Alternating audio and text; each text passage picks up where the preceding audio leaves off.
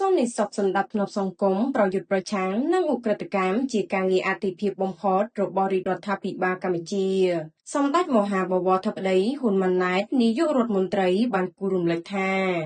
ដោយមើលឃើញពីគ្រោះថ្នាក់ធ្ងន់ធ្ងរចំពោះសង្គមជាតិដែលបង្កឡើងដោយឧក្រិដ្ឋកម្មឆបោកតាមប្រព័ន្ធបច្ចេកវិទ្យានិងភាពស្មុគស្មាញនៃឧក្រិដ្ឋកម្មសម័យទំនើបមួយនេះដែលមានបណ្ដាញប្រតិក្រឡាគ្នាពីប្រទេសមួយទៅប្រទេសមួយរាជរដ្ឋាភិបាលនីតិកាលទី6នៃរដ្ឋសភារហូតដល់ដើមនីតិកាលទី7នៃរដ្ឋសភា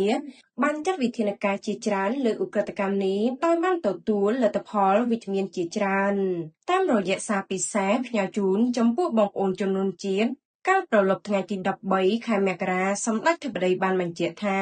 ការសម្រេចចិត្តរបស់រាជរដ្ឋាភិបាលនីតិកាលទី7នៃរដ្ឋសភាក្នុងការកំណត់ថា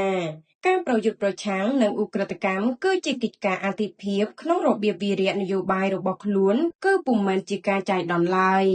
សម្ដេចធិបតីបន្ថែមថាការដាក់ចេញនូវវិធានការមួយម៉ាត់និងមុតស្រួចជាបន្តបន្ទាប់លើឧក្រិដ្ឋកម្មឆបោកតាមប្រព័ន្ធបច្ចេកវិទ្យានាពេលកន្លងមកគឺជាសក្ខីភាពមួយនៃការអនុវត្តការបដិញ្ញាចិត្តខាងនយោបាយរបស់រាជរដ្ឋាភិបាលក្នុងការប្រយុទ្ធប្រឆាំងនឹងឧក្រិដ្ឋកម្មឆ្លងដែនមួយនេះដែលជាក្តីកង្វល់រួមរបស់កម្ពុជាតំបន់និងពិភពលោកបើតាមសម្ដេចធិបតីសន្និសីទនិងសន្ដាប់ធ្នាប់សង្គមនឹងការប្រយុទ្ធប្រឆាំងនឹងឧក្រិដ្ឋកម្មគឺជាអាទិភាពមួយនៃគោលនយោបាយរបស់រាជរដ្ឋាភិបាលដើម្បីធានាការរស់នៅសុខសាន្តរបស់ប្រជាពលរដ្ឋហើយការប្រយុទ្ធប្រឆាំងនឹងឧក្រិដ្ឋកម្មឆបោកតាមប្រព័ន្ធបច្ចេកវិទ្យា